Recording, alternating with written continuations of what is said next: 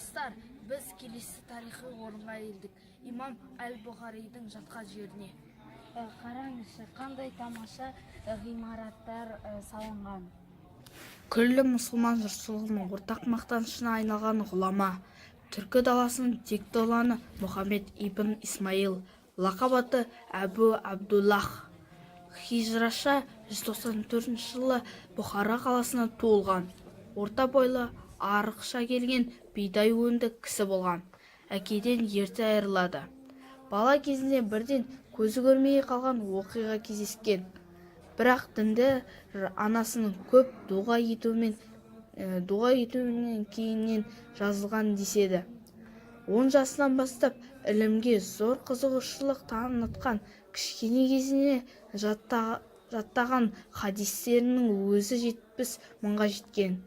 Ілім үйрену үшін сол кездің бірқатар ірі қалаларына барған. Адамдар өзінің үлкеннен де, кішіден де, қатарынан да ілім үйренбейінше кемелдікке жете алмайды деген Бұхаридың 1080 кісіден хадис алғандығы айтылады. Хадис ілімнен қатар фақих пен поэзияға да құмартқан.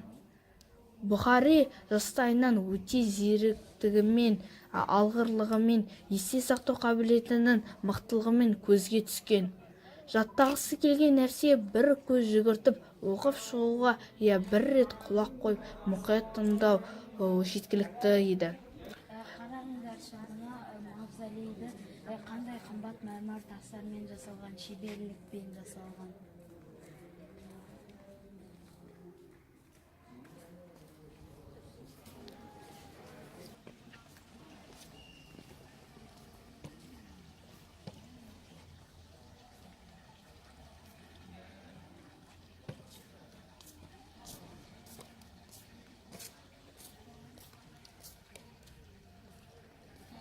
Қараңыздаршы, бұның ішінде мұражайлар бар, соған өтейін.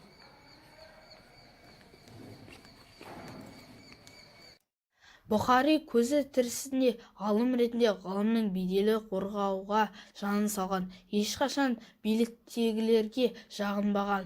Бұхара әміршісімен болған келіспеушілік осыған дәлел.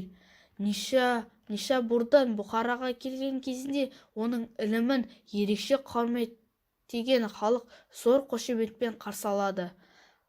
Қаланың кіре берісі ақшаңқан шатырлар тігіп келген кезінде шашу ретінде алтын, күміс теңгелер шашады.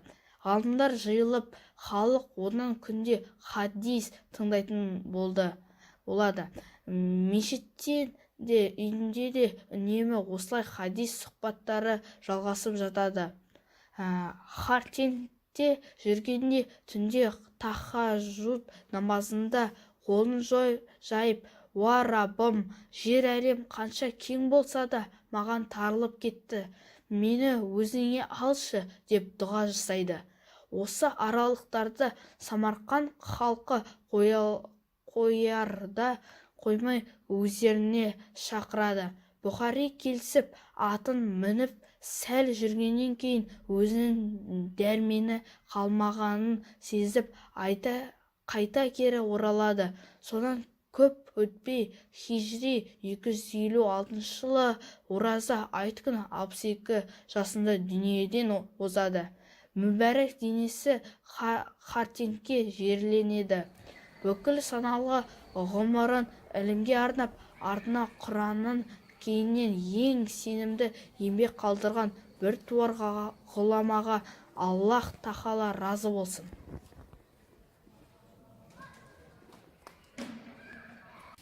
Қараңыздаршы, бұл жерде жердің астынан шығып отырған Зәмзәм суы бар екен. Қазір дәмін татып қараңыз.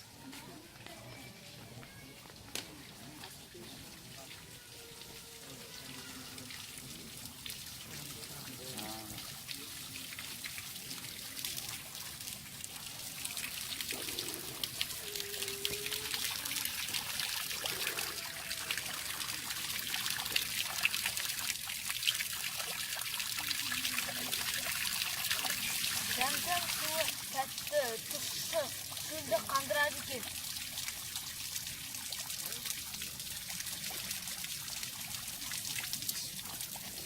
біз имам әл-Бұхаридың мавзолейінен шығып Самарқанға жол тартамыз, кеттік.